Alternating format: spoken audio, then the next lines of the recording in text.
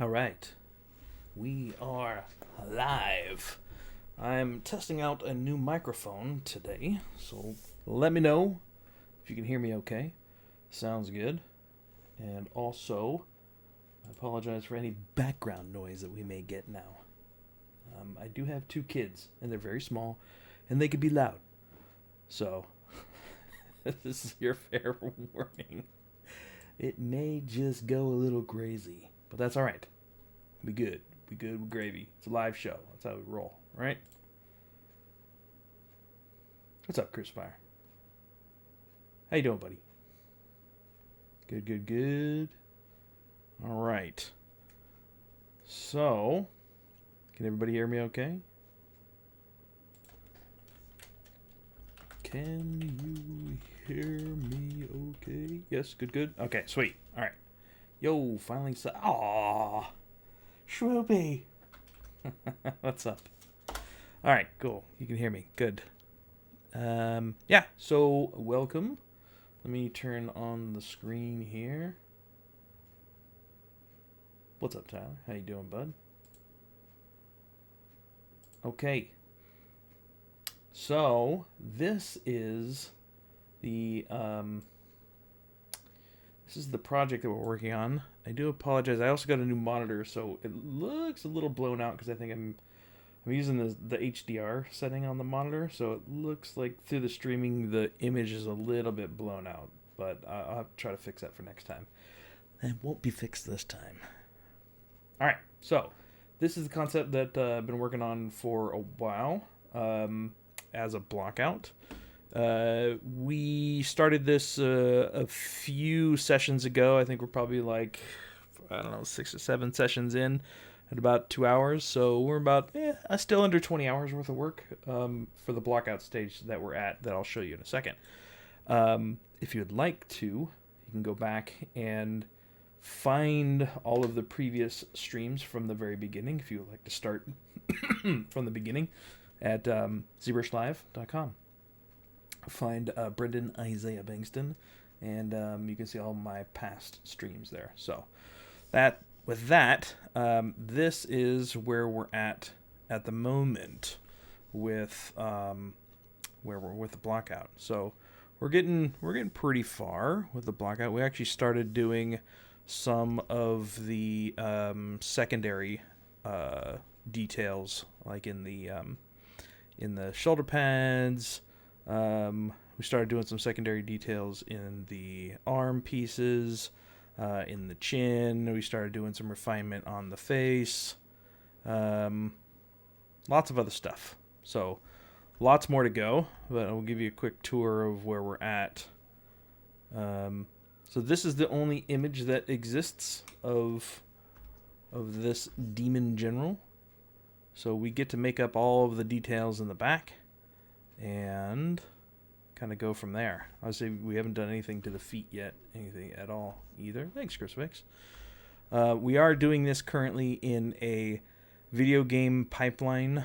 So everything's static pose, mirrored as much as possible, A pose. So that's why it's kind of bland in the whole pose category. But we will be continuing with the video game pipeline. Excuse me. Share my socials, please. You can just find it on Brendon, Isaiah Bengtson. That's pretty much everything is under that. ArtStation, Instagram, the Twitters, those types of things. So, let's see.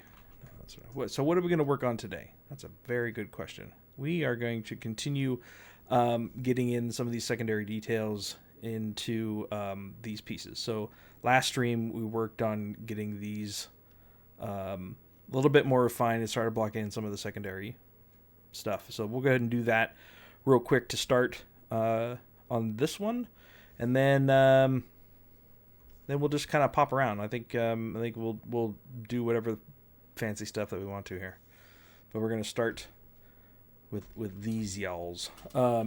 So what I typically do in the blockout stage for these is, if you look, it's just it's just a flat plane. Like if I turn off double, it's literally just a flat plane. So when I'm blocking this out, I like to use the dynamic thickness. So dynamic subdivisions with some thickness on it. But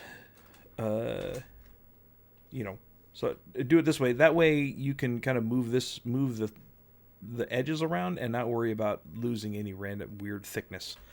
So I do that until I get the shape that I want it to, and then I'll apply that.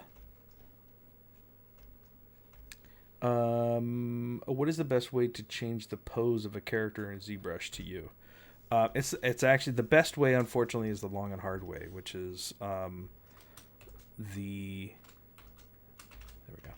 go. It's tough. It's tough. Mask and move really is the best way, and then you can use the Transpose Master, which is fairly good. I actually tried playing around with the pose. I'll show you here. Excuse me. Let's see if I can grab that pose. I started playing around with it because I was like, maybe this would be fun to do as a collectible and like do it in a pose and have all kinds of like flowy bits and stuff. But it's tough. Let's look at posed here. Yeah, I know, Nar. I'm sorry. We didn't have time to change the title, so we'll have to do that in post, unfortunately.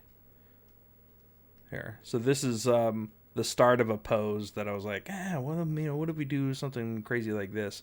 So basically, what I did was I took all of the pieces that were attached to the body, right, like the straps and the legs and all the arm pieces and stuff, and then I just used T-pose mesh, and then I took that over, masked it, moved everything, and then brought it back over when it was done. But you see, it's nowhere near a perfect style of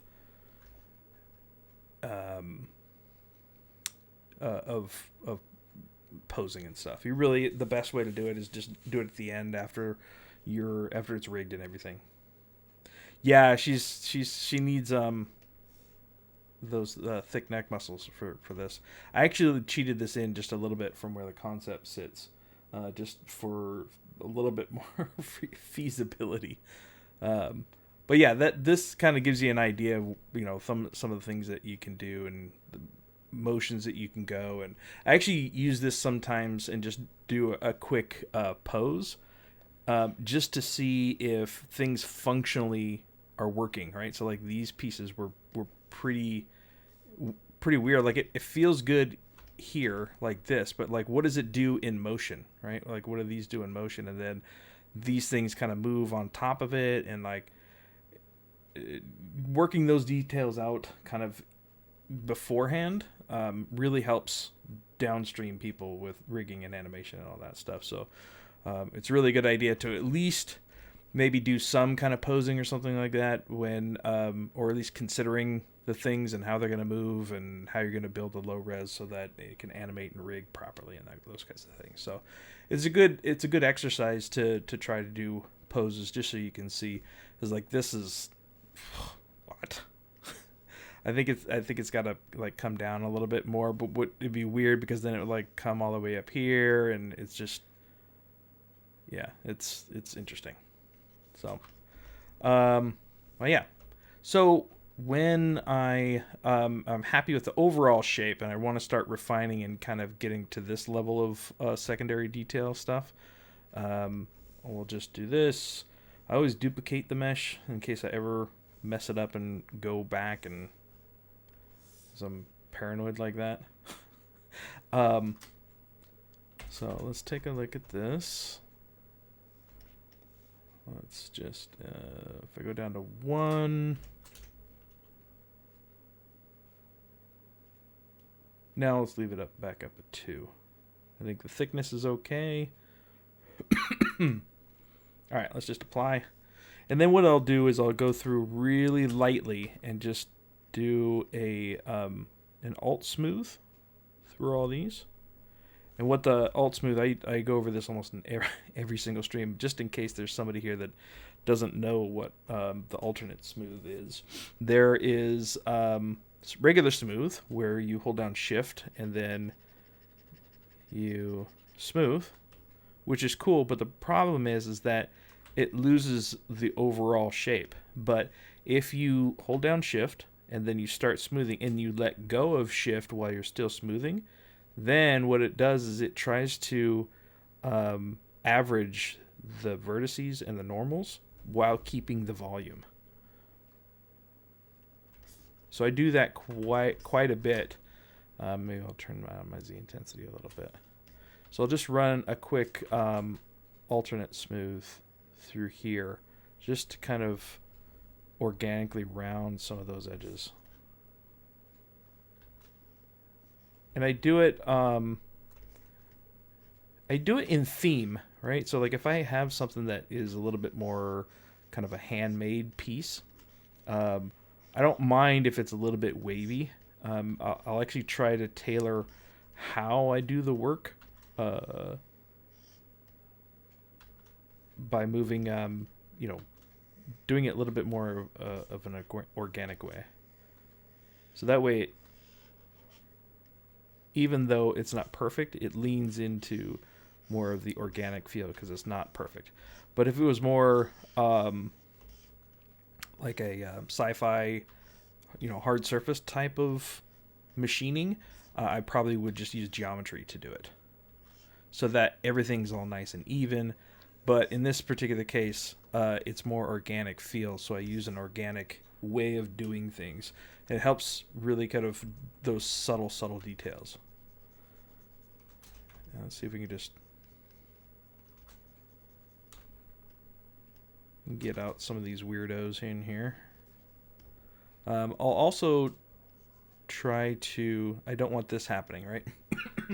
So when your model is super thin, if you start working on this, you'll end up getting backface stuff happening. So I'll typically make sure that I have backface on when I'm working on something super thin. So if I go like this, now it doesn't do that in there.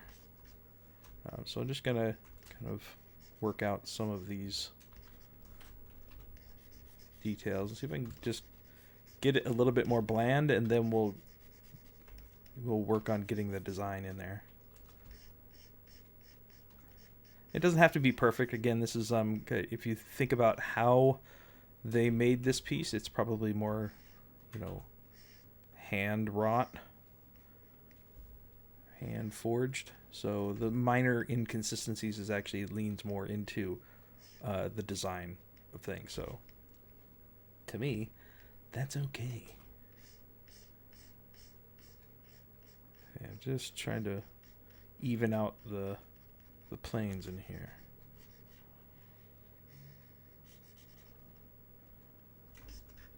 I don't want any of these kind of weird shadows happening, which is, it's not gonna be perfect, but whatevs. Just do a quick once over. And then maybe what I can do is I can go back and pinch some of this stuff.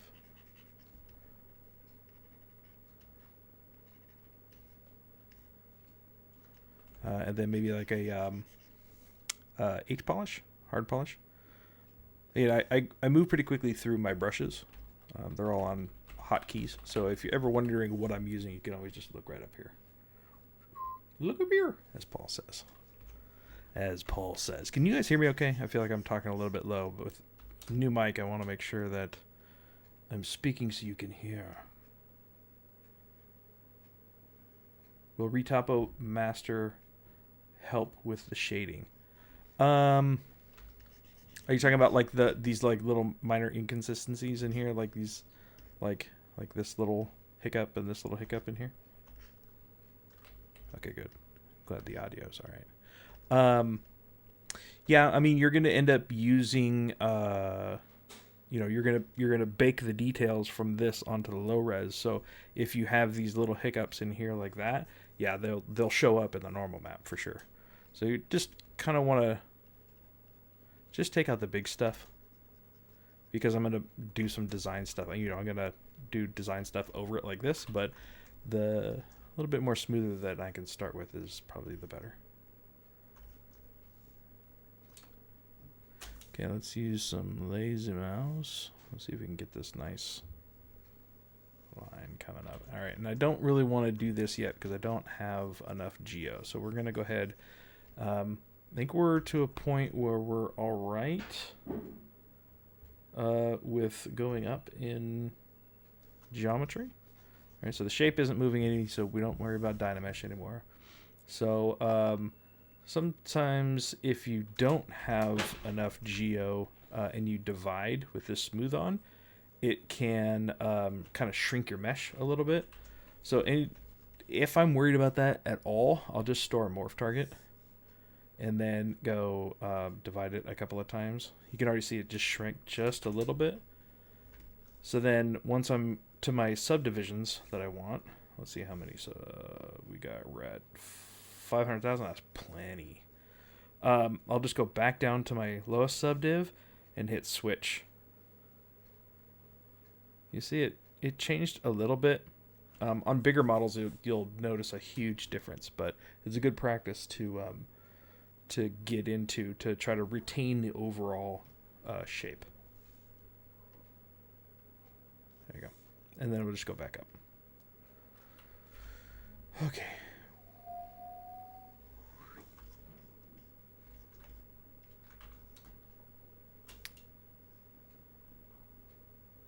Now I'm looking to establish a major plane change here. So what I may do is just do something subtle like this first. And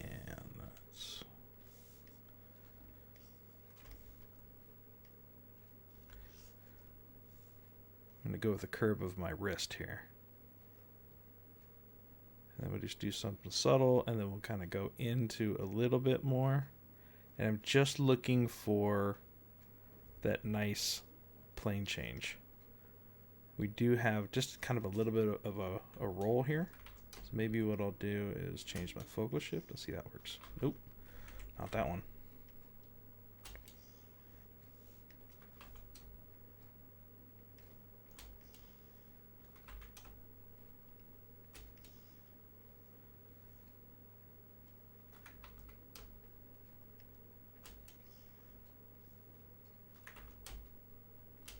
All right, let's try that.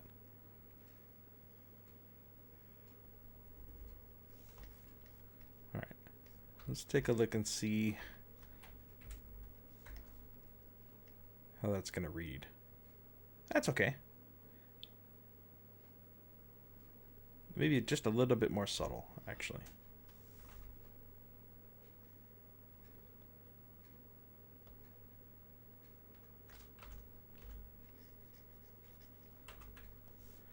Okay, let's actually, you know what? Here's what we're gonna do. We're gonna go back. Going back. Going back. So I want to take this out. I want to control this like way before. So we're gonna go all the way back to here, right? So this is when it was just this. Because I realized if I take it out here, then it's much more of a controlled edge loops and stuff, right? They don't have to worry about trying to get out all of that little stuff in the more high res. And this is why you keep a duplicate. This stuff happens all the time. Because actually, it's quicker if you can go back excuse me, and fix some of those shapes before you kind of commit. Again, just using that alternate smooth. Just trying to... Okay, this one right there.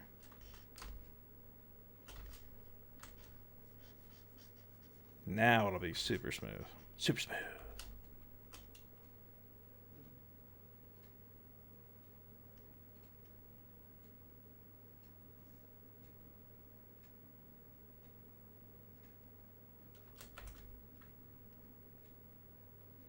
Okay, and then maybe what I'll do too is, I forgot I usually will do one more ZBrush on it after I've kind of done things.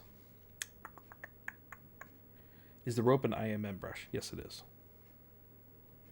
Got me. You got me. But yes, it is. All right, so then let's take a look at this. Yeah, it's fairly smooth now. There may be a little bit here I can take out. So the more I address it now, the less I'll have to futz with it later. Okay, yeah, I think that's all right. All right, so let's duplicate this one more time.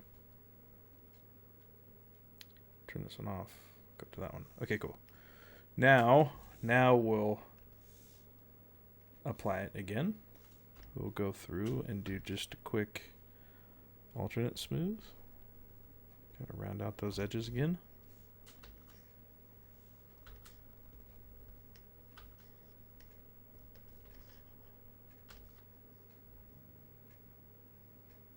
So this is the cool happy accidents that happen where you get like this, just these little bits of wobble.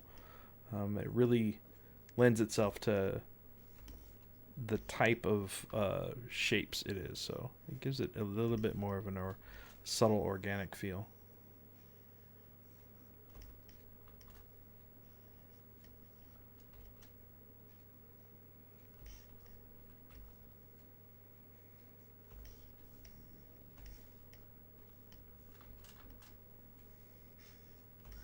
I'm wondering if there's anybody here that is also a ZBrush live streamer. Maybe they can help me change the title.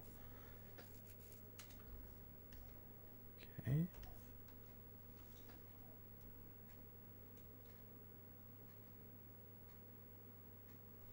Okay. All right, now let's do subdivision, right? So let's store morph target, subdivide a couple times, go back down, switch, go back up. Again, that just retains the overall. So now this is way cleaner. A cleaner surface. Cleaner.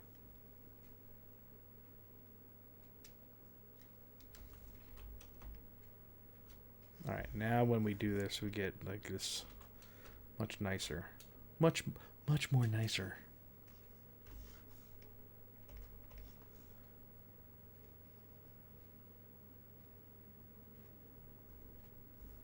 Okay, now let's see how that looks.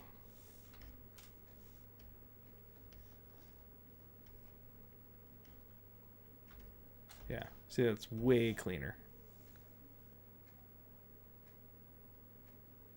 So sometimes it's actually quicker to go back and redo something. Yeah, I like that. That's nice.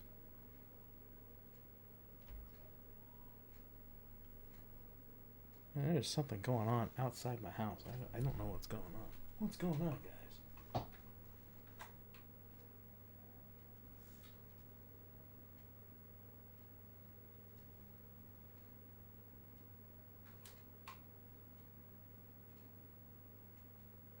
Gigantic semi outside of our house on a rural street. What? Okay.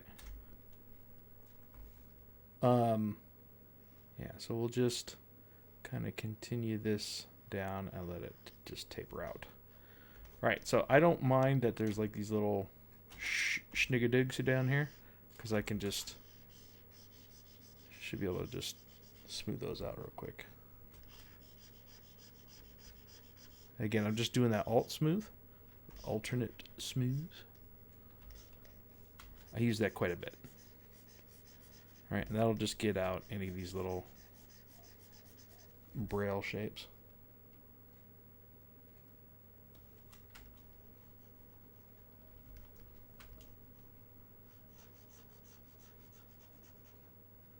Cool. We got that. Let's see. Let's take a look at the concept real quick.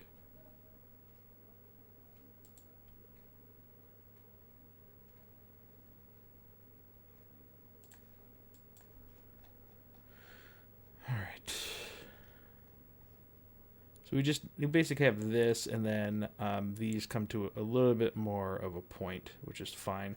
And then we may look into just using a material for all this subtle stuff.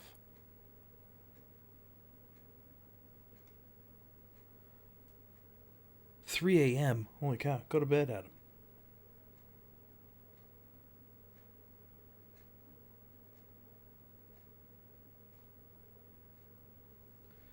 Go to bed. Rest is important. So yeah, we may just use material for this stuff. I don't know yet. So I'm going to leave these details out just in case. Okay. Then we'll do the same thing to the one underneath here. So if you see in here how we use backface mask for that other one, sometimes it really works to your benefit to not use backface mask. All right, so now I have this working out real well.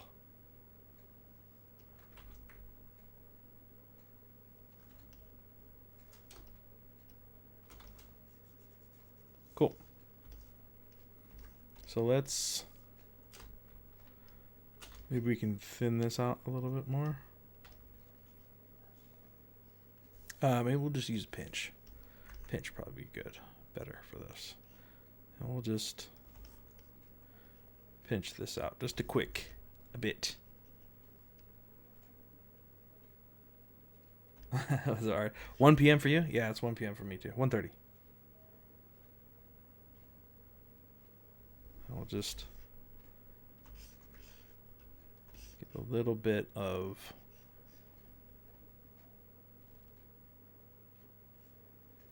a thinner edge to that, just to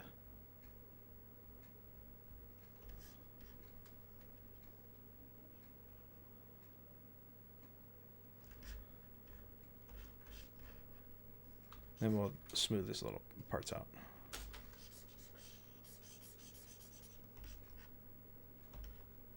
Pakistan, holy cow, that's a little ways away from California. Whoa. Good to have you. Okay. Okay, this does pull up just a little bit on here. Well, the live stuff is where you get the true gold, right? It's, the nuggets are in the grain, if I may. So we do have it a little bit sharper here, and it just does this nice little, which is not doing it here. So I got to work on trying to get this straight, and then it pulling up just a little bit here. And maybe we do have just a little bit of a plane break in between here and here. So we'll try to work on those details. Okay. Let's go back to Subdivision 1 here. And then what I'm going to do is a trick I learned from Nacho? One of the streamers here I learned it from, which is awesome. It's using the old Transpose brush to bend a curve ever so slightly.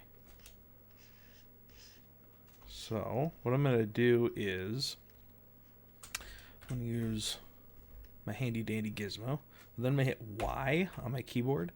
Y man, Y will change the change it to the old style transpose.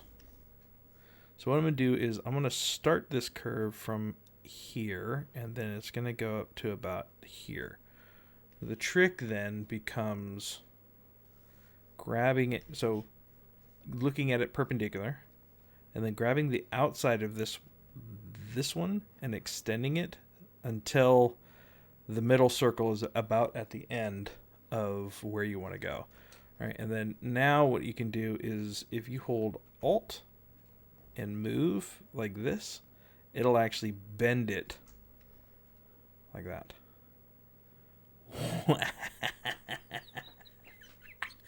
What? Thanks, Adam. Appreciate it. Look at that. Anybody want to see that again?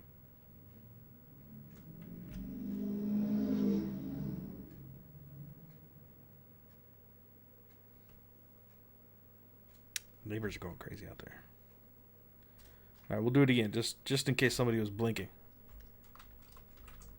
So, we use... Yes, you want to do it again. Okay, so we'll use the old transpose tool. You can do that by hitting Y on your keyboard, and that will switch in between them. All right, and so you want, from where you want the bend to start, you start there, and then you just click and drag out to the edge of the model there. All right, and then you go perpendicular. All right, so right there, and then you grab the edge of this one and pull it out like that until the middle circle hits the edge. Right? Then what you do is you hold down Alt, and then you just click and drag, and that will like bend. It's like a little flipper. Hello. Hello. Like that.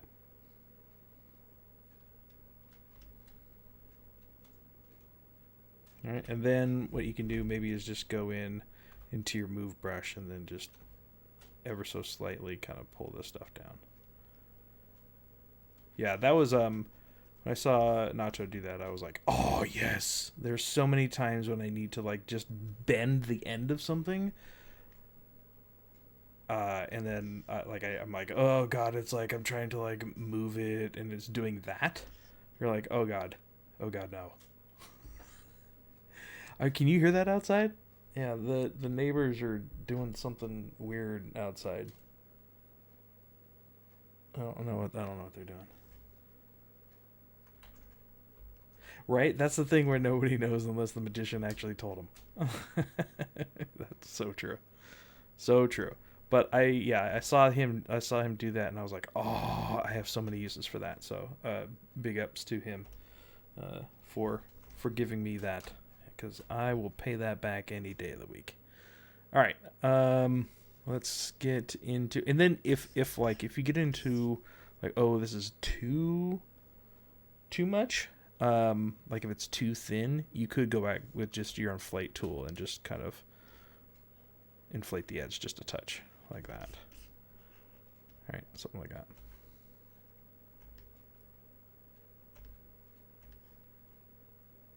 Yeah, no problem. Yeah. Do I know Candace? I can't say that I do.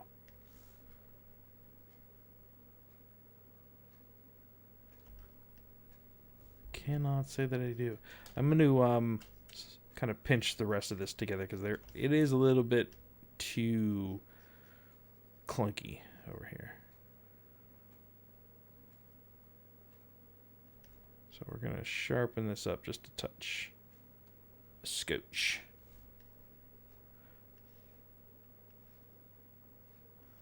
Again, I am on babysitting duty today, so if my daughter ends up waking up from her nap, I may need to jump off stream.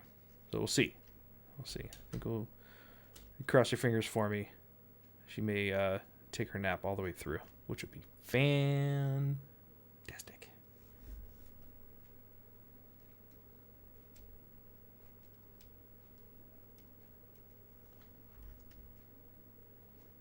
Okay, back to pinch.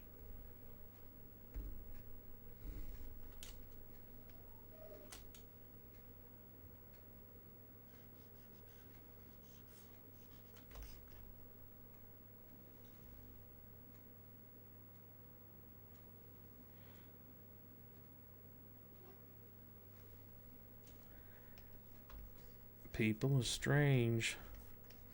When you're a stranger. People are weird. What they do on their Saturdays, completely up to them.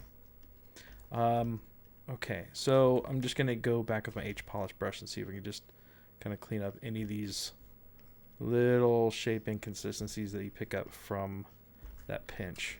That should be all right. It should be okay. Most of that will disappear once you put a material on it. Not too worried about it. Okay, let's pinch this back part, and then we'll move on to the next one. On to the next spot, kid.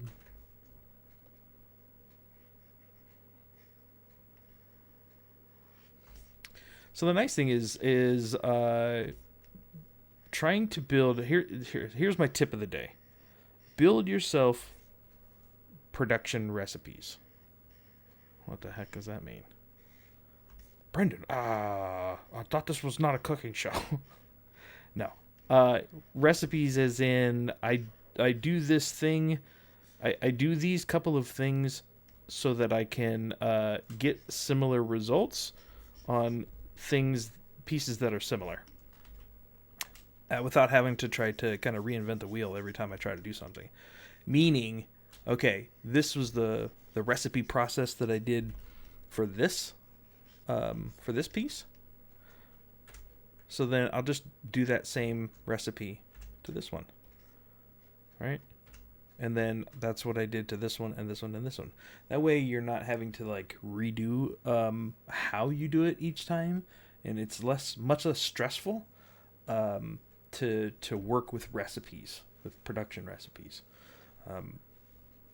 So we take that same recipe and we say, oh, now I need to do this one. Okay, well, now I know what I need to do. All right, let's undo this. Undo the dynamic thickness. We're just gonna do the alt smooth, right, and get some of these lumpy dumpy shapes out of here.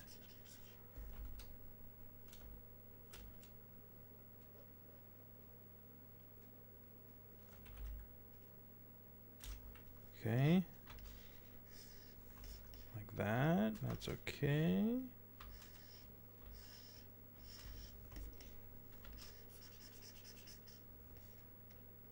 Okay, that's all right.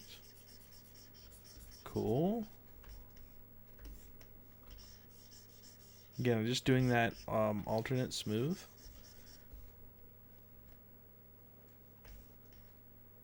What's up, decent? How you doing? Okay, cool. Do that.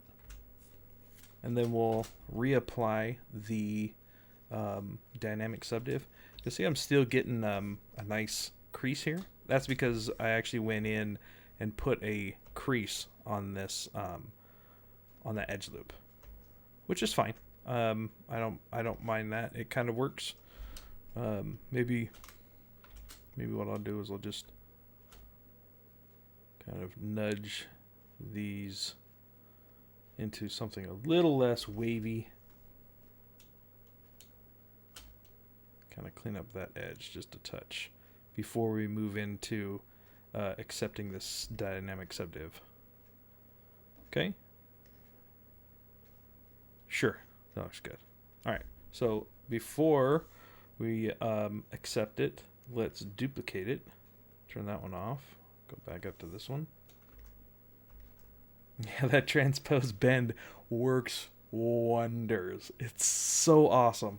And that's why you watch live stuff, is because you get those nuggets. I can't tell you how many times I've tuned into like a Paul or a Pavlovich stream, and I'm like, man, I know everything about ZBrush. And then they're like, oh, here's basically everything that they're doing. You're like, wait, what? Whoa, what? You do that? You just pick up these nuggets all over the place, and it's fantastic. And that's really the power of live, right? Do you use Blender? Bro, do you use Blender? Hey, psst, do you use Blender? No, I'm not a Blender. I'm not a Blender artist. Okay, so then we'll store morph target, divide a couple of times. We'll head back down, switch. So you can see that a little bit better here with this one. That's because the lowest subdiv was a little bit lower in subdivisions. So you can see it retains the overall volume if you use morph target. Then when you go back up, it retains all of that overall shape. Which I've got a weird lip on it. I don't know why. It's a little bit weird. Go back down. Yeah, there's a weird lip on it. That's okay, I think.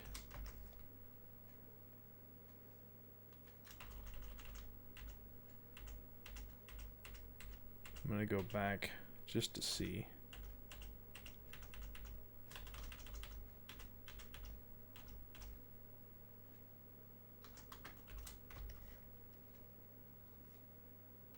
Okay, yeah, that's all right. Tell me how dynamic subdiv works.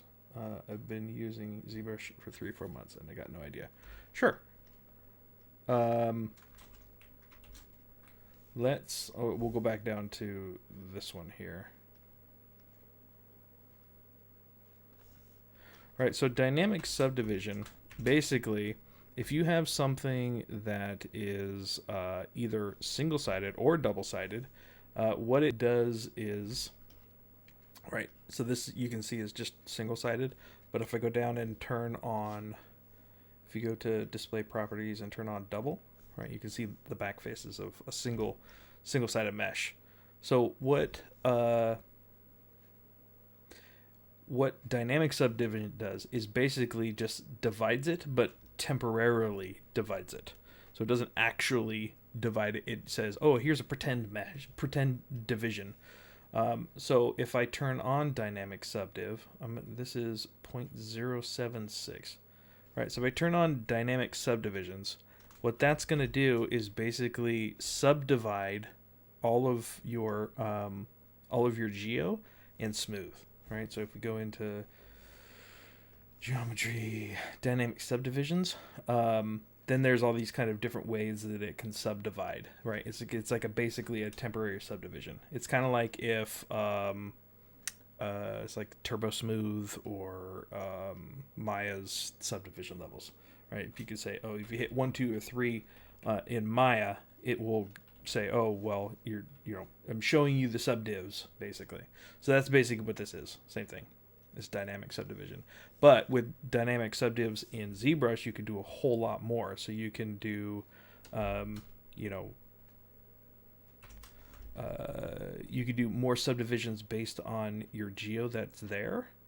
So if you don't want that and you just want something smooth, or you can do more subdivisions, less subdivisions. And then the cool thing about ZBrush is that you can apply a thickness to it, right? And that thickness is part of the dynamicness, right? So if I turn off dynamic subdiv, it's still just this. So if I turn it back on, it's taking into account those that thickness, which is great because if I want to kind of move stuff around like this, right, it will keep that dynamic distance however I move things. So it's really, really helpful for like blockout phase.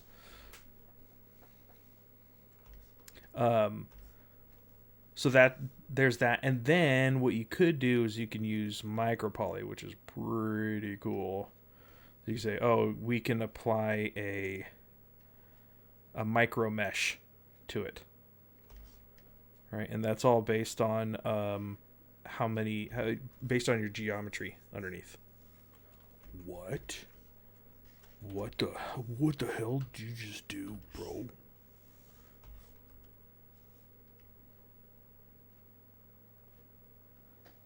What's up, Alex? How you doing? I'm good. So if you want to do like chainmail, right? So let's say maybe on this one, maybe this I want this to be chainmail. So I can actually turn micropoly on, and we go to chainmail, and then we say maybe the scale is.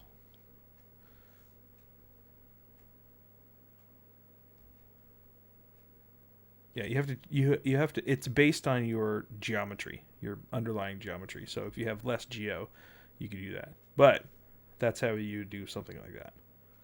Or let's turn that off. This one we can do. Maybe this is chainmail here.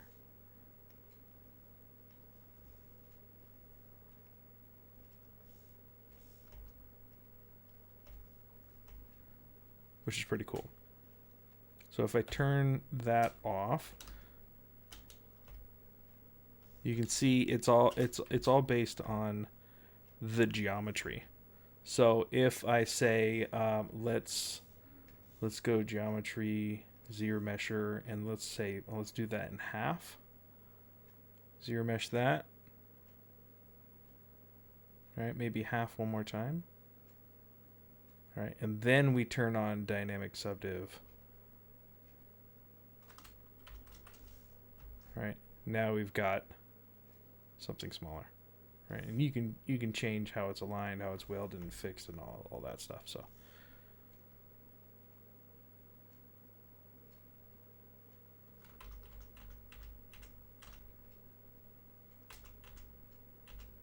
there we go. But yeah, that's dynamic subdivision. It's awesome. Okay, so let's turn that one back off. Back up to... Yeah, this one will turn. Let's go back. Going back. Turn off micropoly. Okay, that's the low res.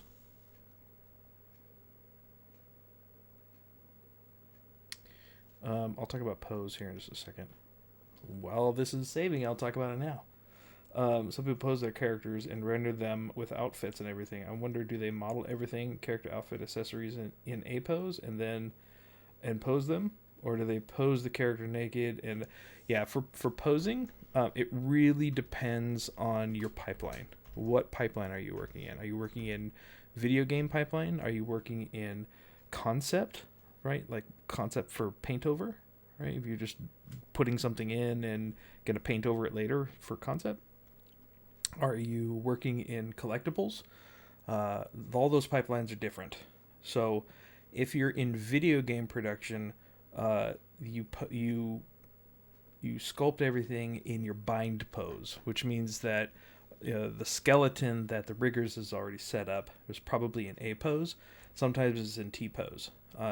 So that is so they can mirror over all of the as many as the bone placement and joint placement pieces as they can, so they can utilize reused animations and those types of things. So in video game, it's always a static pose because you have to bind it to the skeleton to get it rigged so that animation can use it. But in collectibles, you don't have to bind it to a skeleton, right? You're not doing animation on it. It just lives in a pose, right? It exists in a pose. So in collectibles, you would basically model it like this, right? So you would do the pose first, get all the pose in there and say, okay, what pose do I want? What proportions do I want? Where do I want my weight? Where do I want my flowy bits? Where do I want all these crazy cool stuff? And then you build it on top of your posed person. So it's really, really dependent on your pipeline. So that's the problem when a lot of people are like, oh, let's can we make a can we make a printed model out of this? You're like, oh, bro. You know how much work that is to go from something that's fully flushed out and done like this to this or something crazy? Like, it's almost a complete rework. So you really have to decide what your output is first, and then your posing will come in at different times. For this one, I just used all the body pieces that were close to the body, and used T-pose and just masked it and moved it and cleaned it up. It's very painful, very painful process. Very painful.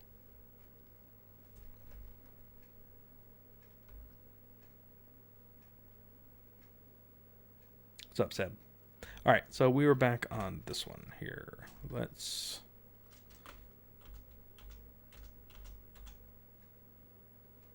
Where were we?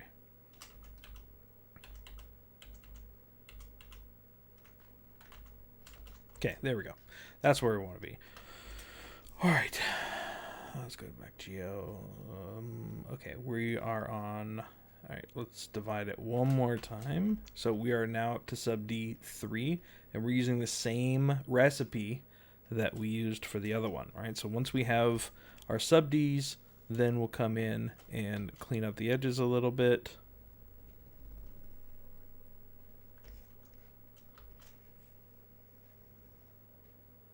just alternate smoothing. And I think actually, I think I did that on Subd1. Yeah, I did. Yeah, does that make sense? Yeah, I did do it on Subd1. Okay, again, just quickly hitting these edges. So the nice thing is once you get pretty solid in your little recipe, you can do this quickly, right? It's really about getting your recipe down and working quickly, because right? then you don't have to think about, oh crap, how am I gonna do this?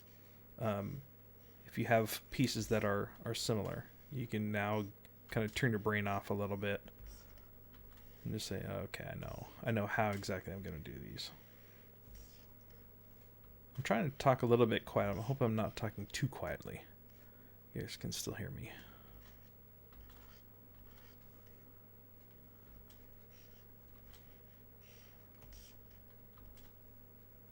And again, doing it by hand this way feels a little bit more organic, so I'm okay with that.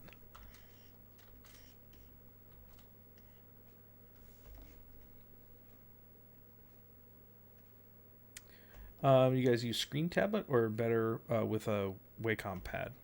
I have built my career on just a regular Intuos. It's really about it's really personal preference. I know plenty of amazing artists that have always used just an Intuos pad and not the Cintiq. That's really up to you. If you feel like you like that a little bit more where you have to have the screen, awesome. It's really about how comfortable you are. But I've made my entire career off of just Intuos. And hydration. Make sure that you're hydrated.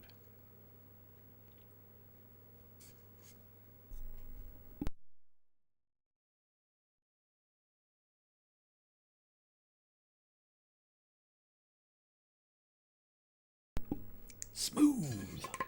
All right, let's keep rolling.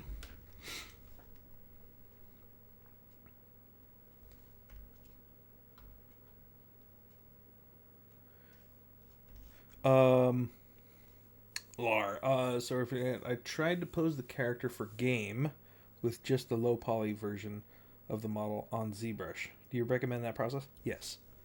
Yeah, because your high res needs to live on top of your low res for baking purposes, right? So you don't want to pose your high res because then you would have to bake everything in your pose. So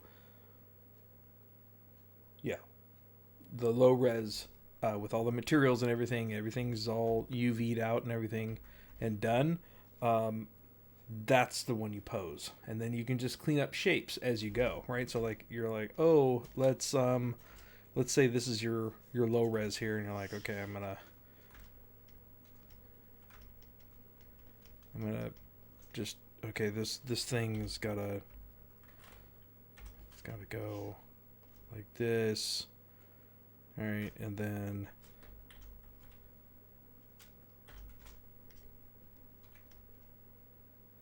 it goes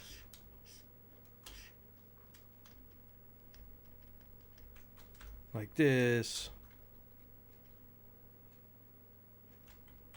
Then what I would do is just come back and clean up the low res a little bit, right? So if you just have to move things around a little bit, or change some of the edges or anything, that's all fine, because you're not changing the UVs, you're not changing the vertexes, the amount of vertex, you're just changing the shape around a bit, which is totally fine.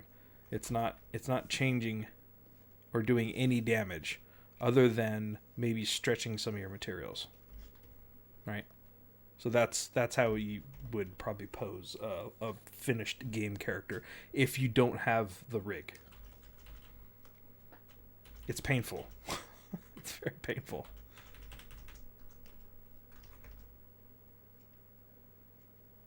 Okay. All right, so excuse me.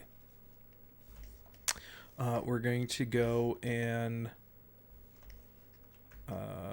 let's give a little bit more definition between these two planes again, like we did to the other one. So I'm just going to put it right about here, and then what I can do too is, if I'm kind of losing this shadow, I can just move my light. Just move my light around a little bit, and I can probably get that shadow to show up a little bit more. There we go. All right, so then we'll just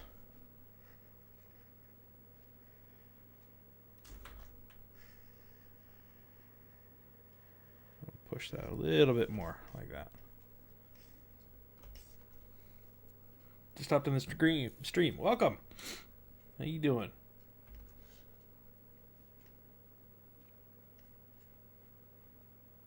Yes, we're all machinists here.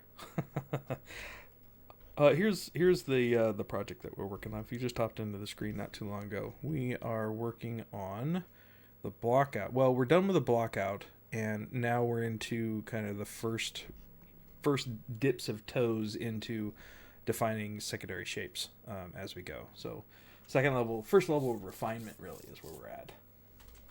Quick question. When an artist creates things like armor pieces with intricate engravings, are the engravings aspect of metal surfaces also sculpted or painted on? Painted, I don't know if is the right word, but so it really depends. It depends on the piece, right? So if we if we're looking like at a patina or like a antiquing type of thing, like all that stuff needs to be sculpted in, because you're just going to use your curvature maps in Painter to be able to say, okay, I want the darker stains and stuff to go into the recesses, and I want the lighter values to come up into the higher peaks, right? Yeah, Bjorn did this this concept from his Abominations book, actually. Great time to plug. If you have not had a chance to check out the Abominations book from Bjorn Hurri, I'd definitely take a look at it. I'll see, where do I have it? Oh, this thing, it's so awesome. There's just so many cool concepts in this thing. It's like, it's full of just craziness. Oh, there it was right there. See that? Where was it? There it is. Ooh. Is that it? Anywho, yeah, that's the concept. And that's the book. It's awesome. See if you can find it. It's on Kickstarter. So if you can try to find it on there. It's called Abominations. Fantastic. Bjorn actually came on the stream, on the first stream when I started this character, and it gave us a kind of rundown of like the idea behind the character and the story and motivations and those types of things. So if you'd like to go back and watch that stream, ZBrushLive.com has that original one. If you go to my artist page, Brendon Isaiah Bengtson, and go back to that first stream, you can rewatch it there. That was fun.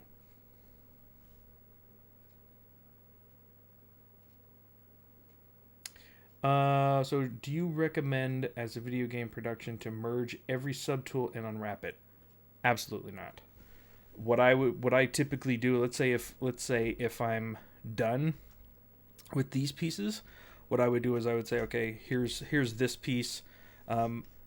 Does my lowest subdiv work for a low res poly? Nope, does not. So what I could do is just duplicate it and remesh it all the way down if I want to. But what I need to do is I need to get UVs on it, right?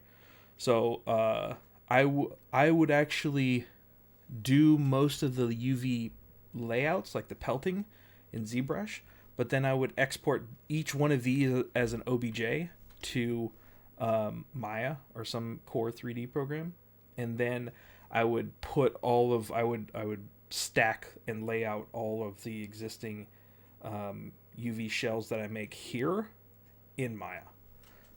It's much easier to kind of pack everything and get everything all nice and done UV wise in Maya or another 3D core program than it is to do it here. It's a bit of a mess to do it here, but ZBrush does have a fantastic algorithm for pelting UVs, which I would show you.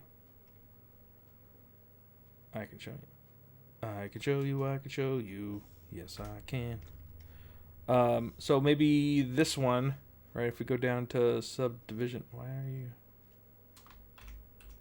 Oh, that's why. Subd 1 is still pretty high, but what I can do is, let's just, we'll go into UV Master, and then we'll just unwrap that one, right? And then I actually keep my UV tools out here so that I can actually see, like I can look just without even having this on. I can look over here real quick just to see if this whole thing has UVs or not, which is super dope. So I use this as a visual cue. So if this is not grayed out, I know that it has UVs, right? So if I just do morph UV, this is the layout. It's really clean, very, very clean. So what I would do is I would then,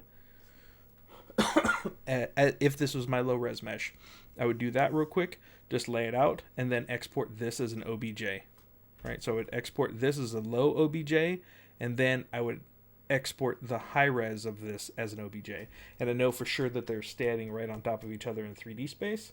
Then I could bake those two together, right? But before I do the bake, I want to take that low res into Maya and pack the UVs with whatever else I want to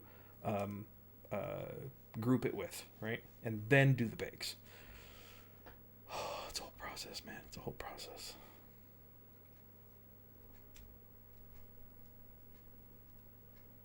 Do you have any course that we recommend for sculpting and texturing characters for video games? You know what? Who's really awesome is oh man, I gotta look through my list. There's a Giorgio. I think that was his name is. Serb, throw me a DM and I'll get his actual name. God, I forgot. I just, if I see his name, I'm like, oh yeah, it's that guy. Nimlot. Yes, that's the one. Yeah, Nimlot. Yep. Georgian Nimlot. He is awesome. Great guy. He actually does a lot of good stuff. Very, very game character oriented as well. He does amazing stuff, and he does a broad realm of things from skin to heads to hair to outfits to materials to pose to all that stuff. I don't know what he charges though. You have to look into it, but currently that's the first guy that comes to mind. And Nimlot. If you could recommend any layer material stuff, yeah, I would. Yeah, he goes over material and stuff too.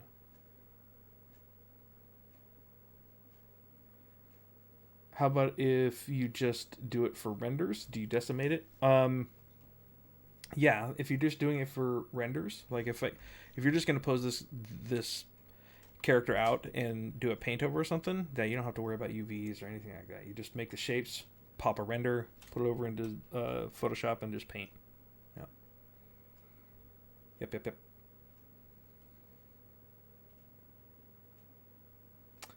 You don't understand the bake normal. Tell me the bake between the Maya and the ZBrush. Oh, that's a big topic. Can you specify a little bit more, IBM? Specify?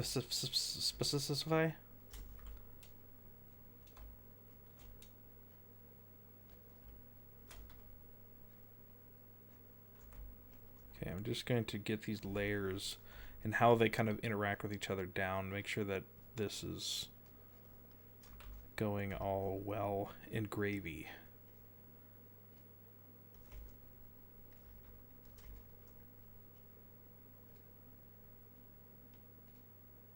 It looks like this actually goes down quite a bit further. I'm looking at the concept here.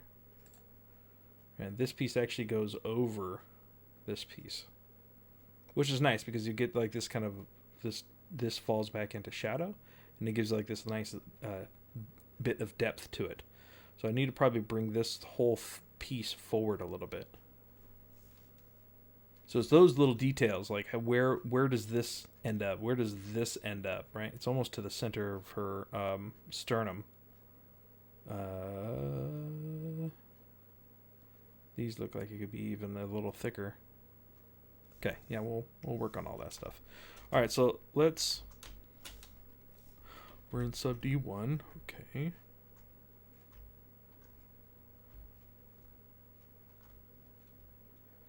Maybe this whole thing kind of comes out a bit like that. Maybe this pulls back a little bit more like that.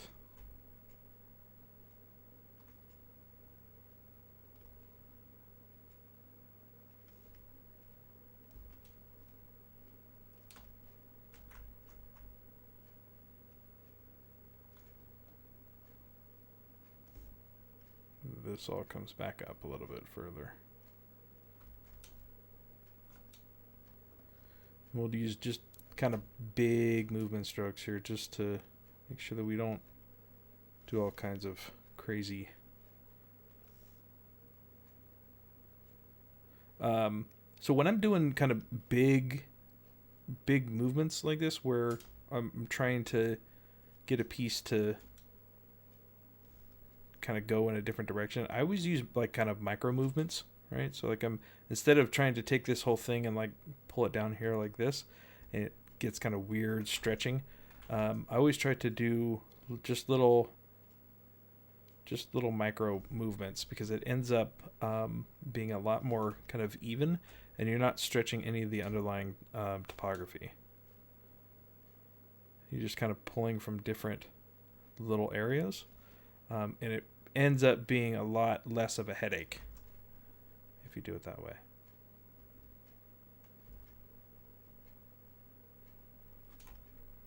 Okay, then maybe from this way, maybe it like dips in a little bit like this.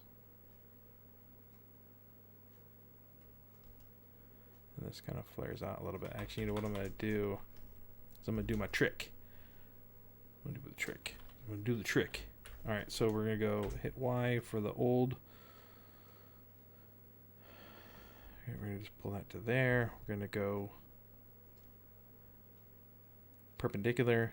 Going to grab this and extend it out just a little bit, and then I'm going to hit Alt and then pull this over like that. Right, and that's just going to give us nice fall off in that bend without having to mess up the end of that piece. Holy crap, I missed a lot. Sorry. How does it not accidentally pick up the other shapes? Whenever I do something super simple in Maya, brush picks up everything. In here, what I'm doing, if you notice, I'm actually using the move topological. But if you look closely, they're actually different subtools. So I just alt click on one and it'll switch to this one, right? So I can move that one. Then I alt click on this one, it moves to that one. You see it changes the subtool that I'm on. So I can really quickly and easily just switch to this subtool, switch to this subtool, and then move things however I need to. Yeah. If they are on the same subtool like this one, right, then it becomes you really want to use move topological. And what that does is whatever one you click on, it will only change the mesh that you clicked on. Whereas if you use the normal move, it's everything in this subtool. Like that. It doesn't matter what you click on. But you can use that to your advantage. So if you want to move all of these at the same time, you're like, oh, I moved this piece, or like all of them are kind of sitting up there. Then you can say, okay, I'll just use the regular move, and we'll just kind of move everything down all at the same time. And then you're like, oh, maybe I just need to move this one, so I move back to move topological brush, and then I can just do this. So it's really handy to be able to use that. If you want to change that, you can use the topological, right? And this is in brush auto masking, and this is brush specific. So if you're saying like, oh, I want to, I want to sculpt on something, but if I'm sculpting on, right, if I'm doing like clay buildup, like I just want it to do that one. Well, you can turn topological on for clay buildup, and then it's the same thing, right? You're like, oh, I'm just gonna do this one. Cool. So topological is really, really handy. It's in brush. Go to brush, auto masking, topological right there. So that's something that I actually pull out backface mask and topological into my UI so that I can use it really, really quickly. But that's the major difference between move and move topological.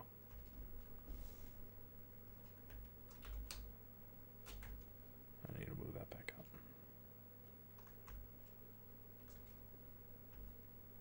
Okay, cool.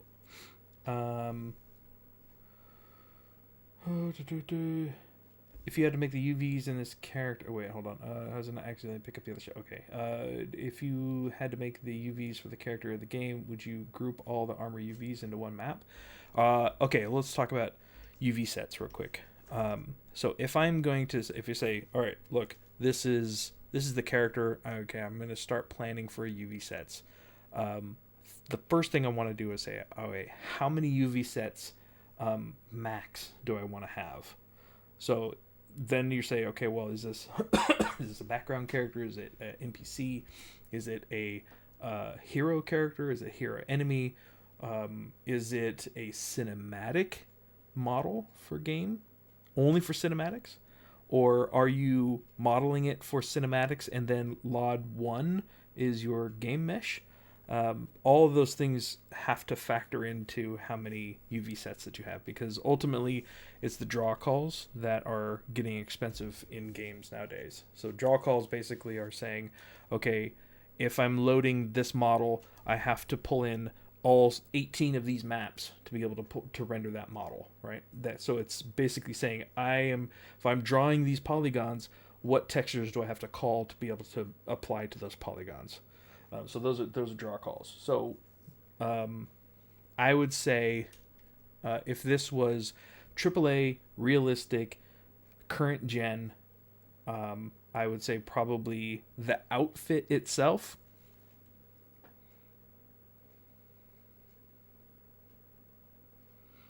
The outfit itself, I would say no more than 3 UV sets. Right, because I want to say, okay, how many of the max UV sets do I want? And then I can say, okay, well, how do I maximize the things that take up the most amount of textile density versus things that are smaller, right? So and what's more important, what's less important. So the headpiece, probably all the headpiece stuff would go into 1, right? Because I want to make sure that anything around the head and anything that's heroic around the head gets the most amount of attention and the most like value per voxel or for textile density. So I would say this whole piece, the chin piece, the neck piece, the head piece, that would all be 1. Yeah, 1. And that would probably run a seam right down the back so that I can pull this and this and kind of like pull them into each other into like this, handhold thingamajig in the UV space. That would probably be 1. And then I would probably put all of the armor pieces on 1, and then all of this, like the cloth and stuff, and probably all the little bits on the cloth, I would probably put into the third one, and maybe the boots into the third one. That's probably how I would do it. Yeah, there's a lot of questions coming, so bear with me. Yeah, so that was for you, Alex. I'll work with simply won't work with 3ds Max or Maya and need some detail in ZBrush.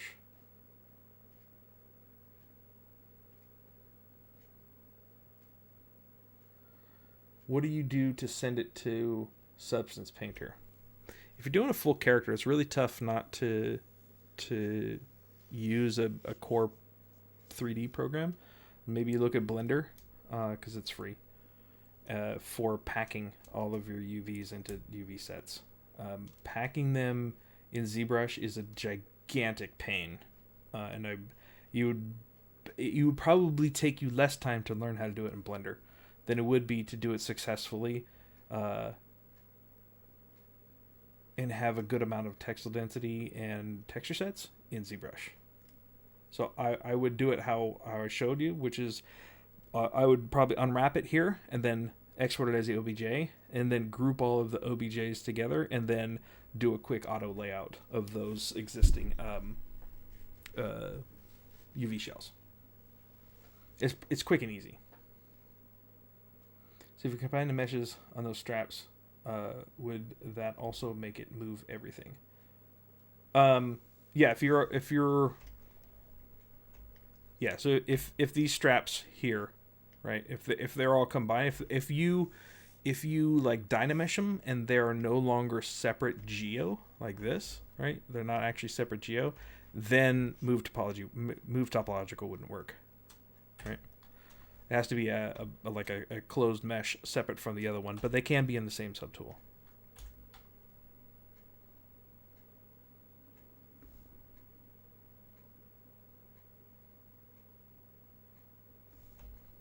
Okay, so after we finish the character, what would I do next? So once I say okay, I'm done sculpting this, what's the next step?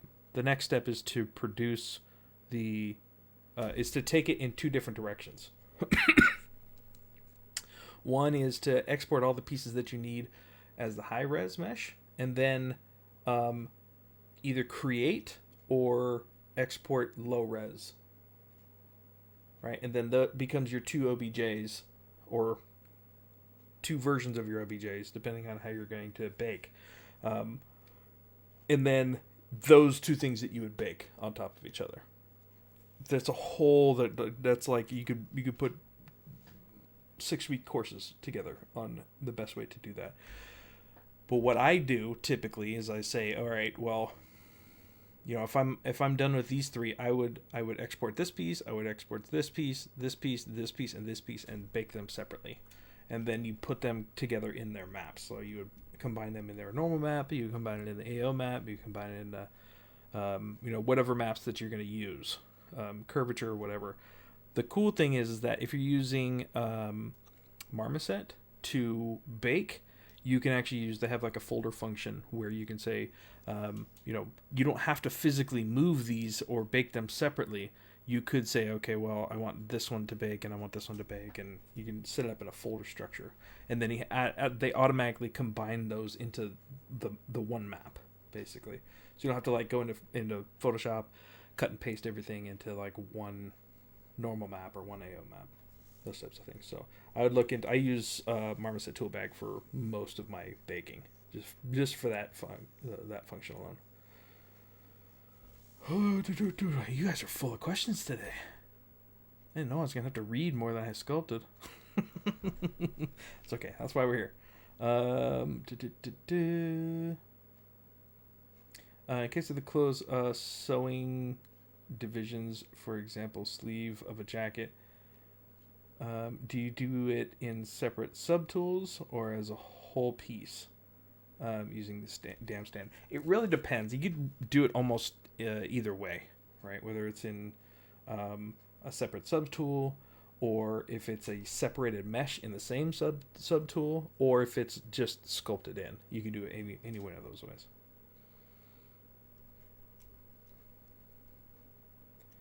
You need a mat cap from the Pixel library, but can't find it. I have no idea where that is. Astro, I'm sorry.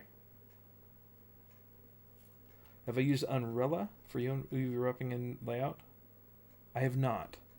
There's some other ones like Rivian, I think. No, there was another UV specific program that I've been meaning to use. But it's like, Rizom, thank you. God, you guys are on top of it with hey, what is that thing? Oh, it's this. You're like, oh yeah, that's what it is. I appreciate that. And thank you. So I just realized somebody changed the title for me. Who changed the title for me so I could tell you thank you? Rizom, but yeah, Rizom UV, yeah. You need to unwrap all the subtools? Yes. everything, if you're going to, when you bake them, for game, everything has to have UVs. Pretty much. There's a couple special cases, scenarios that you don't, but yeah, pretty much everything needs UVs.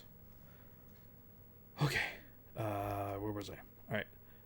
Oh yeah, we were adjusting this. So I want to make sure that all these shapes look good from all angles, right? So I don't want to have one angle that's like, this is fucking gross, you know? What the hell?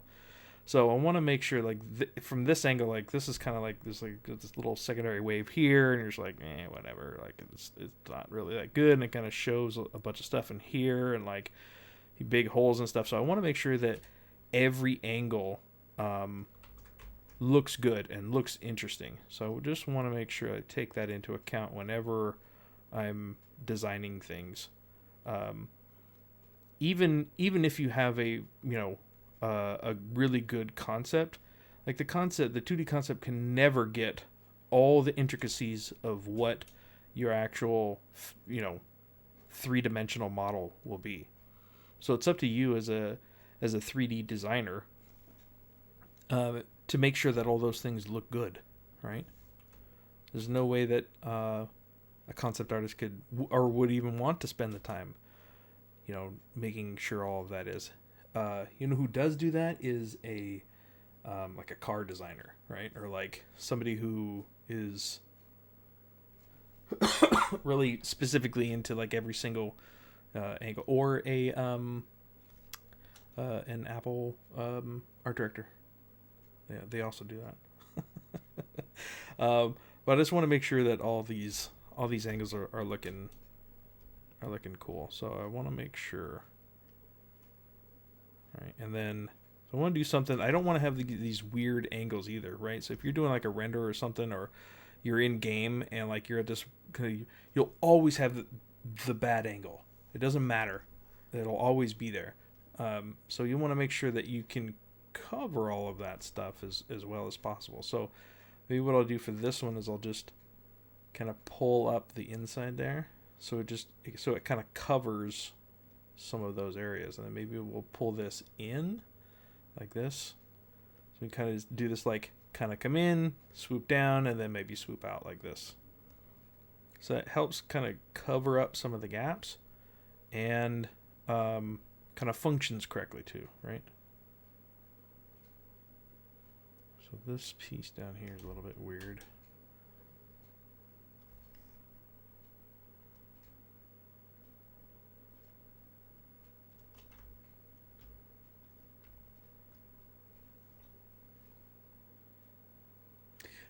I get that question quite a bit, Uki. Do you think that if you're good at drawing, that it helps you be a better sculptor? I can go a couple of different ways, but what I tend to tell people to that question is whatever you can do to help train your eye to recognize and execute on good art principles, right? So design principles, like how do you train your eye and practice creating something with good design principles? Because a good design is a good design, and you can execute that good design in a lot of different mediums, whether it's sculpting, whether it's drawing, whether it's painting, whether it's architecture, whether it's hard, a product design, whether it's graphic design. All of those things, like, all are centered around the core art principles, which are, pattern and oh, Nacho, you did. Yes. Sweet. But all of those things are based around those core art principles. So the quicker and more efficient that you can practice training your eye to see those, and then training your hands to be able to produce those, is the quickest way to be a better artist. Now, some people may not have the tools to sculpt. Some people may not have the tools to draw. So it's really about training your eye. So if you can spend the time drawing when maybe you can't get to your computer to sculpt, or you can't get to your clay to sculpt, but you can get to your drawing, then yeah, that makes a big difference to be able to practice any way that you can. So you don't necessarily, so drawing and sculpting are how you produce the art. It's not necessarily how you see the art or how you process it in your own brain, but how you produce it. So as long as you're understanding why something looks good and then understanding how to make something look good, you can apply that to either one, however you produce it. So sometimes people say, well, is it better to be able to draw? Well, if you're spending the time, let's say you don't have enough time in the day to get to sculpt, but you do have time to sit and draw, right? Use that time that you can't sculpt to work on your design skills with a pencil. But you don't have to be good at drawing in order to be trained in seeing good design in order to sculpt. Does that make sense? That's a huge kind of like a roundabout way of saying, eh.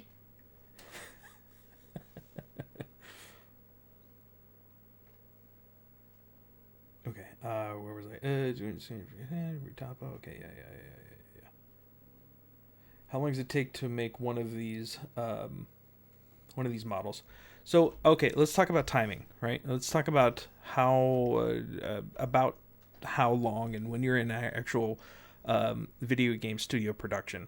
If I have this concept right here, let's take a look at the concept. Right, they say, okay, we need this done. How long do you need?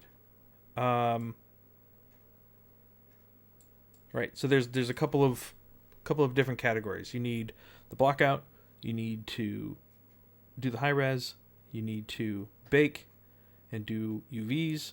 You need to make the low res, and then you need to bake UVs, and then you do need to do all the materials, and then any finalizing work. So it takes a long time. So a few years ago, when we didn't have crazy amounts of details in our video game models, I would say probably between a month to 2 months. So 6 to 8 weeks maybe of full-time work. So 40 hours a week in order to do a full model. But that's not including like if it has hair is a whole nother thing, right? So if it's this particular model, she has a head, so you have to sculpt the head, but she doesn't have hair, so you don't have to worry about that. So like that's a lot of time you don't have to worry about. So I would say if my producer were going to come up to me and say, I need to make this character, how long are we going to take? I would say probably give me 8 weeks. And that's pushing it. And it also depends on, is it going to be a cinematic level character? Is it going to be a background character? Is it, are they, yeah, there's just so much that goes into it. Lots and lots of practice makes a good artist, yes. Yeah. Hopefully those answers. But yeah, I would say this particular character, because it has a lot of dangly bits and a lot of flowy bits, you'll probably be going back and forth with rigging and physics, and animation. Maybe probably not animation, but rigging for sure, because you have a lot of dangly bits and things that kind of need to move in a specific way. At least a couple months for sure. 8 weeks probably. Yeah, and then pad that with another 2 weeks. Jacinto, what's up, man? How you doing? How much do you charge for a job like this? If I was going to make this character for, so let's talk cost for a second, just for a second, because that could be a long conversation too.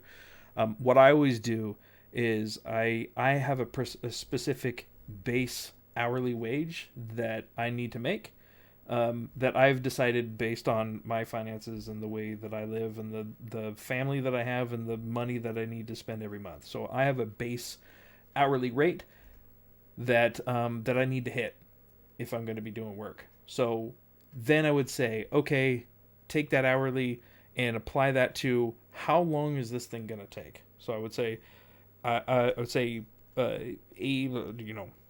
what's 40 hours times 8 weeks? 240 hours. I don't know, something 70,000 hours. Anyways, you would figure out how many hours, and then you apply that base hourly wage, and you're like, okay, this is what I need. Like, these characters cost a ton of money to outsource. You would be when you look at a character, specifically like a hero character in a video game, that hero character could probably cost more than a Lamborghini. Easily more than a Lamborghini to have that character. It's crazy. The amount of work that goes into it, how many different people are working on it, right? You've got the concept artists, you've got the art directors, you've got the character artists, you've got the rigging team, you've got the animation team, you've got the VFX team, you've got post, you've got the brand team, you've got all these different people motion actors, mocap actors, processing actors, processing people, like all kinds of crazy stuff. In order to get an idea for a character in a video game, from like your idea to in the game what you see final, hundreds of thousands of dollars. It's crazy. So when you say, okay, don't feel bad if you're doing freelance stuff, don't feel bad for charging what you need to do to make your rate, because that's what you need in order to live, right? Whether that's living in a mansion or whether that's living off bread and crumbs, it's up to you. But if you go into it with the confidence of, look, I need to make this amount of money. This is how long I think it will take. This is my work that I've done previously. That's what it's gonna be. That number may be, if you come in to me and say, hey, this may be $15,000 to do. Could be. Who knows? I just pulled that right out of the air.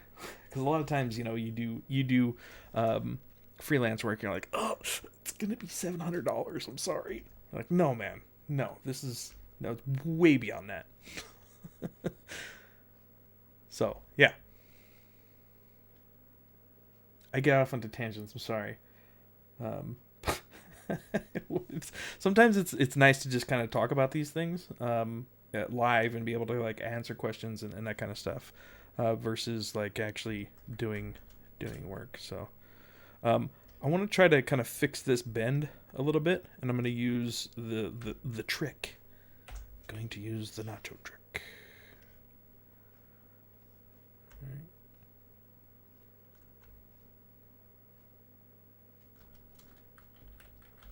I'm going to use a bit of the move tool and the gizmo. There you go. So I just want to straighten it out first.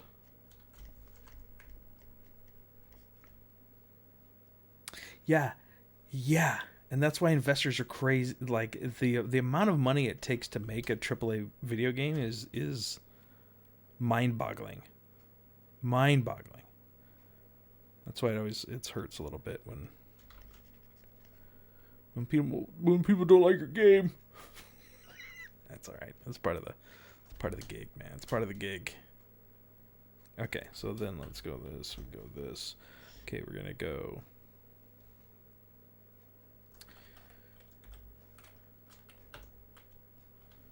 Y. Okay, cool. We're gonna go from about here to. No, I want to go from here to about here, like that. We're going to grab the edge of this. Oops. I also use the camera lock. I bind it to Shift C, it's really, really helpful because if you're like trying to grab this thing, you're like, oh, I'm gonna grab. Ah, oh, dang it! You're trying to grab. Don't. But if you use camera lock, you know, all you can do is grab it. It's so nice. Love camera lock. Okay. And then we'll just use Alt and then drag that up just a little bit. All right, so now we have a nice kind of curve up. What are you using to model? This is ZBrush. The one, the only, the phantasmical ZBrush.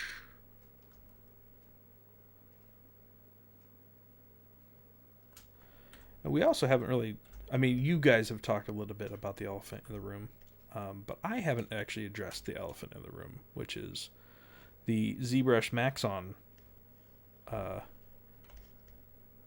buyout.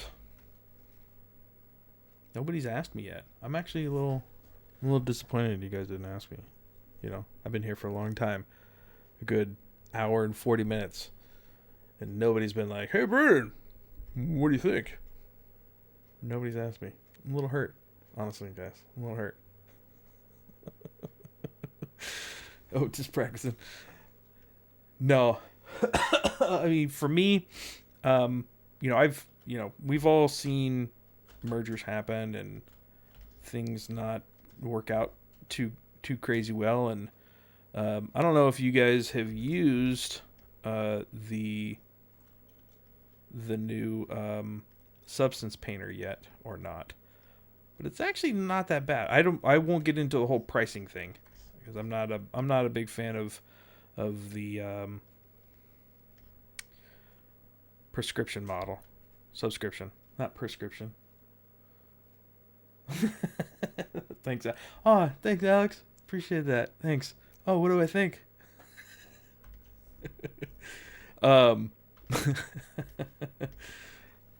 Here's what I think is that a lot of companies go into these types of situations with high hopes, and it's really about the company beforehand and why you even need to and or want to look to another company for resources and partnerships and that kind of thing. So ZBrush Pixo has done absolutely amazing game-changing stuff for many, many years. But I trust them, I like the stuff that Ofer and the whole team has given us over the last 20 years. Every time has just been crazy good. And I don't know about you guys, but I haven't paid for any updates.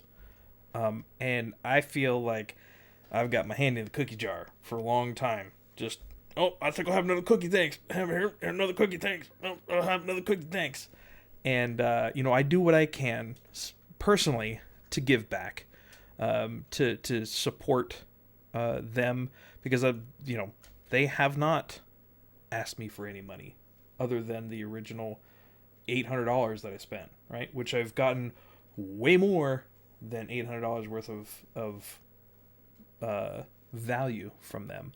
If they had gone and said, okay, well, we're going to start charging for updates, I'd have been, hell yeah, I'll support you guys. You guys are an absolutely amazing company, great people, innovative as heck, have given us so much over the years, that I'd have been like, no problem. But even more than that is to say, what if they had not just, more money from us, but what if they had more resources to work with, right? What if they need a new renderer? What if they need the thing that could take another 5-10 years to create for us? They're the size of their team is only so big, so it gives them only a certain amount of scope to be able to do, right? They give us these tools that aren't like, they are game changing, but they're not like I'm rewriting our entire render machine, or I'm rewriting the whole, the whole foundation, or the whole like, interface, those types of things. Like you can only do so much with a certain amount of team, and above any other company out there, I trust Pixologic to make those decisions. Like Algorithmic was okay. They were cool, but you could kind of tell their subscription model, their model, like you had to pay for more, and like it was more of a business. Like Pixologic is much more of a family, and like I'll support that family hands down anytime, because they're amazing. And if they feel like I'm not the one to say like, oh, you guys don't need that. I don't know all the ins and outs of all the finances or resources that they have, but like if they feel like they can bring us more and bigger and better tools by doing this with Maxon, I'm 100% behind them, because that means Ofair can do better magic and crazier things, right? Does it mean I have to pay a little bit more? Probably. But damn, haven't they given us so much over the last 20 years? I have no problem giving them some more money and giving them, backing them up some more. So that's how I feel. I trust them. If there's any software company out there worth trusting,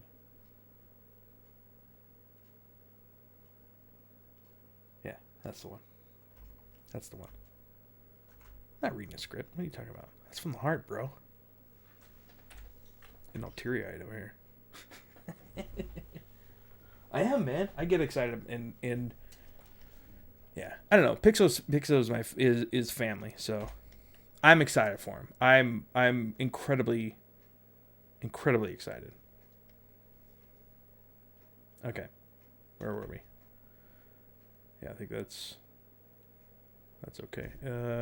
Let's do this one. We got about 20 minutes left. Okay, so we'll do this one too real quick. I missed a lot in there. Sorry about that. Yeah, I'm still like, even after all that, I wouldn't really be ecstatic about a subscription based model. I really hope they don't do that.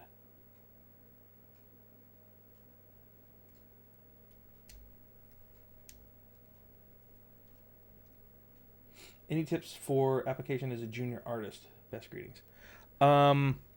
Junior artist. Okay, yeah. Let me. Yeah. Hold on one second. They didn't give you the bacon.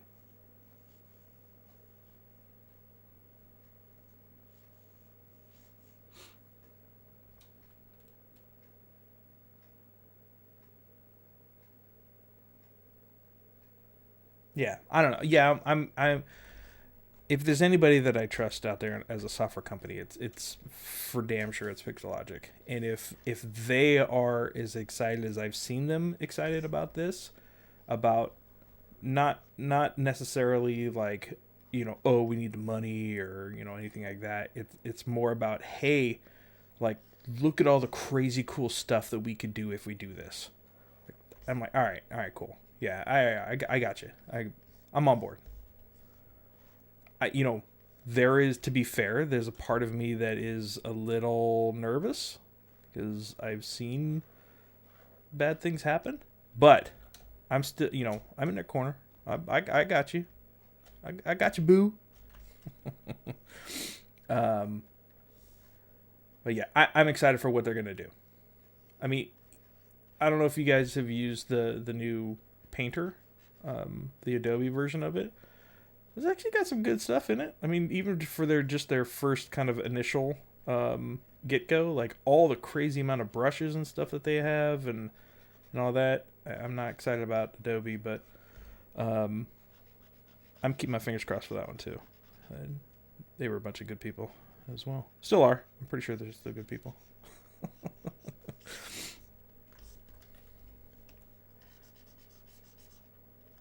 There was a question earlier that I was going to come back to.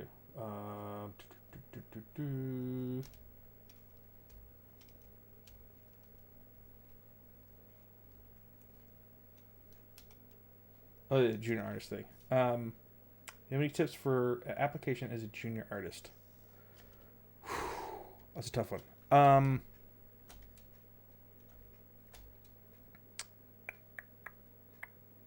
Portfolio, for sure. One of the biggest things that you can do is have good work in your portfolio. It doesn't have to be smashing, amazing, the best, Raf Grassetti work, but clean work that is explained. You show models, you show game models, you show all that.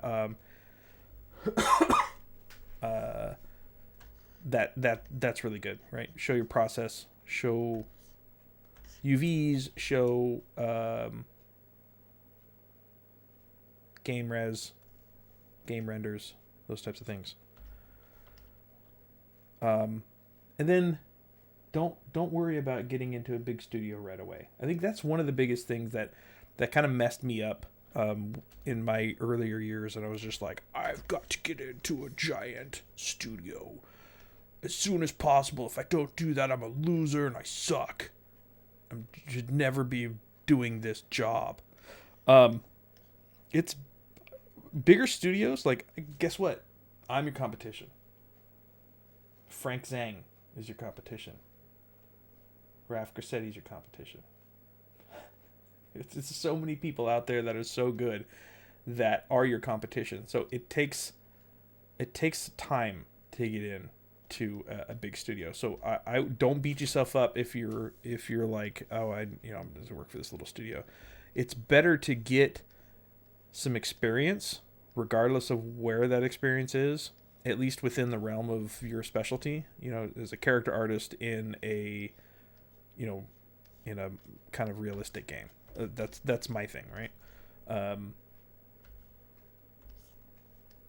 So you get a little bit of experience like that's the important thing, and then keep applying.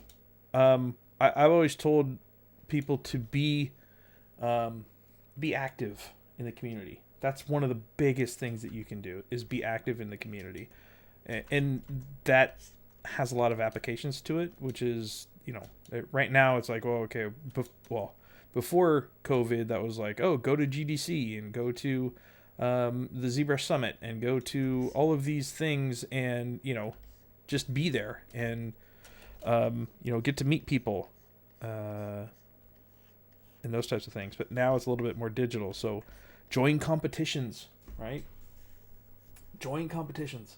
It's I hated competitions when I was doing it, but it's probably one of the best experiences, because you have a timeline. You have, most of the times, you already have a concept ready for you, right? If, like, ArtStation is doing these, one group of concept artists is doing the theme of this, and then, okay, now the game artist can actually take those and, work on that. So those types of art competitions are really great, because you have a structured timeline. You have a supporting support group. Supporting support group of other artists that are working similarly.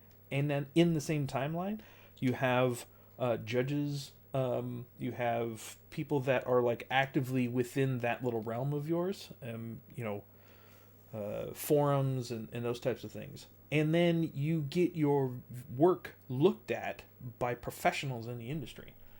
Not everybody can do it, but if you have the opportunity to be in those competitions, that's really, really great practice for you. It's a really great exposure, especially if you're doing killer work. I remember the Star Wars one that ArtStation did a few years ago. Some of the people that won were, like, snapped up by LM just like that. Like, who knows, man? Where can you find me on social media? Here, let's do Instagram real quick. At Mr. BBENGTSON. That is IG, Instagram. Yeah.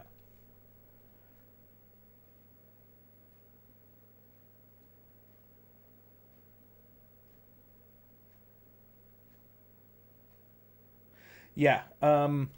You know, they did say in the FAQs that they're going to their intention is to keep perpetual licenses around, but who knows, right? That's just the nature of business, and that's the nature of things. But yep, I'm looking forward to it. I have high hopes for them. I have all the best wishes for the Pixologic team. If anybody deserves, compensation, it's a Pixo. Like, they have given us hand over fist more than any other software company in the last 20 years. Hands down, they've given us more. So if they want to do bigger things and they need to do some business strategy stuff, fine. I support 100% support them. But like, I don't want to taint my view on the hopes of what these people are doing based on the fact that, I just don't want to pay for something, like, it is a human world out there, and there is, there's a lot of livelihoods and things that are affected, and who knows, like, if they didn't do this, who knows where things would be in 5 years. We don't know the finances, so it's hard to be I wouldn't say selfish, but like, I don't want to pay for the thing when I just don't know, like, I paid $800 for a perpetual license in 2014. That's all I've ever paid to them. That's personally why I spend my personal time streaming for them, is because I want to give back to them. Free bacon slices. I wouldn't be a...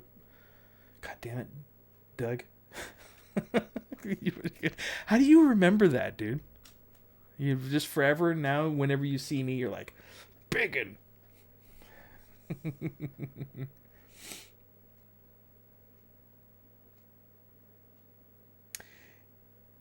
Yeah, it'll be interesting to, once more info comes out, and once they can, once they go over the legal hurdles, and they can, without getting in trouble, actually talk about, what they're going to be doing, and why Maxon, and, why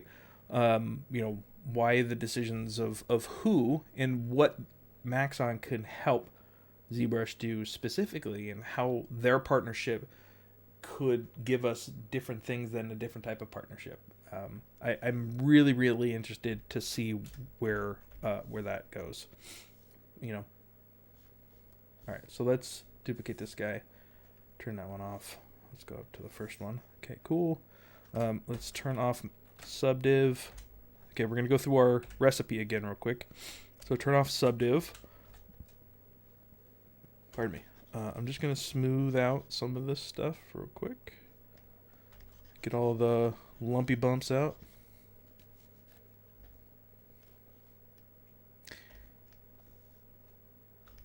And they could see something in Maxon that we don't. We haven't been in those boardrooms and in those collaboration meetings, and who knows, maybe Maxon has some super huge stuff coming up that it would blow us out of the water, and they're like, hey, wouldn't that be awesome if you buy ZBrush? No, nobody's gonna buy ZBrush. Yeah, dude, we're doing it. Who knows? We just I don't know. I trust Pixologic, and I got their backs. I'm here.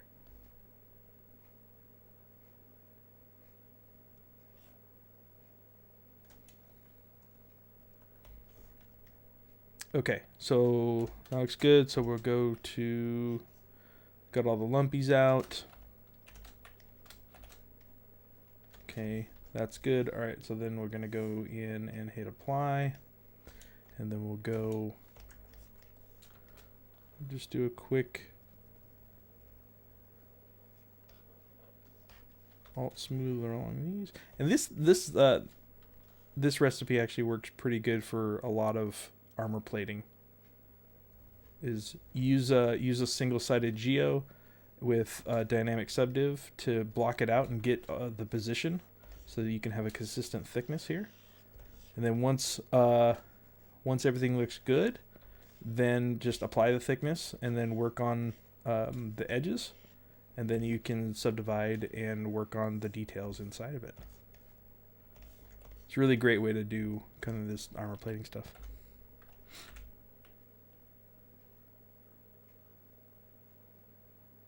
You know, I didn't know. All I heard was that In Trust We Trust has moved on to do something else. I don't know what that is. I'd be interested in seeing what he's up to and rooting for him. Good peoples. Good peeps.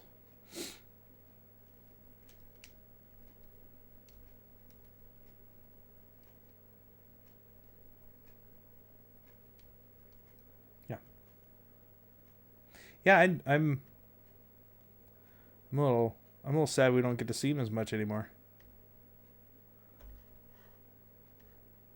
Okay, so we'll do store morph target real quick, divide a couple of times, go back down to subdiv 1. We'll switch that to retain the overall feel. Go back up to subd 3, and then we'll just do some pinching on the edges here.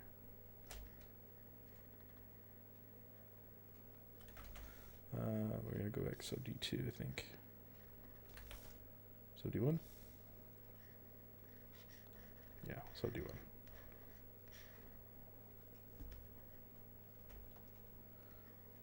Alright, I got about 2 more minutes. Yeah, sorry, I haven't zoomed out in quite a while. Let me give you guys, if anybody's jumped in lately, give me 1 second, I'll zoom out and we can go over the concept and the piece again real quick before we wrap up for the day. I do have some big things going on personally. I got a pretty cool announcement coming up, another kind of a new project / business that I'm launching, that I'm really excited to talk about and share with you guys, but it's not quite ready yet. Not quite ready. It needs to bake just a little bit longer. A couple things come together and land before I'm ready to announce it. But I have something coming up. I have a new venture. A new venture that I'm freaking stoked about.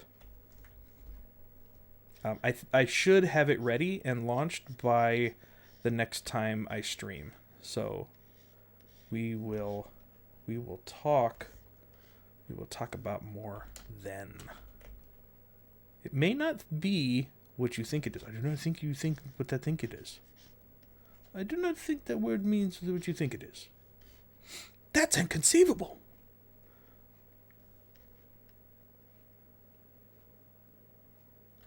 Ah, thank you, Doug.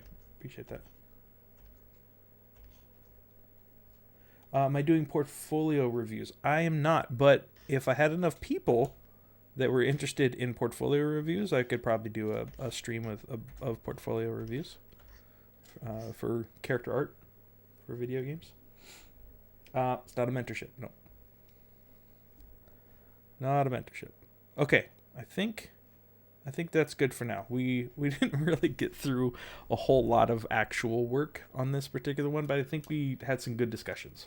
And I think being able to have live good discussions is really important. So I'm probably going to work on this a little bit on the side.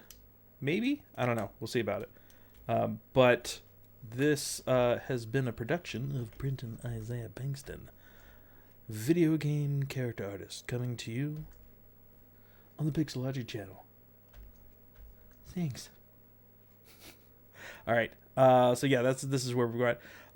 If you would like to go back and watch the first I think there was like 5 or 6, maybe 7 streams working on this character from the very, very, very beginning. We also, the first stream that I did with this, I actually had Bjorn on the stream with me, and he went through and talked about his book Abomination, and the idea behind this character, and kind of the lore and all of that, and why the hell do you have gigantic moose horns on there. But if you want to go back and find that, it's ZBrushLive.com, and then just find my page, the Brendon Isaiah Bengtson page, and you can scroll back to that first episode. They're also on Pixologic's YouTube channel if you're feeling brave and want to scroll forever. But if you're not following the Pixologic channel here on Twitch, I'd highly advise smashing the like button on that guy. And because there's lots of other amazing artists here. So do that. Check out ZBrush Live if you want to. And have a fantastic holiday. I probably won't be back until January. But I got some stuff cooking. I'm really, really excited about. So stay tuned. And I hope you guys have a great holiday season. And Happy New Year. And a Merry Christmas. Yeah. All right. Hope you guys had fun. Hope you guys learned a couple things. But most of all, I hope you were inspired to make your own cool shakaka. So go. Do it. Get out there. Make some cool stuff. And give back. Got it? Give back. And get some bacon, Doug. All right. See you later, everybody. Where's my cursor? Oh my god, where's my cursor? Oh, there it is. All right. See you guys.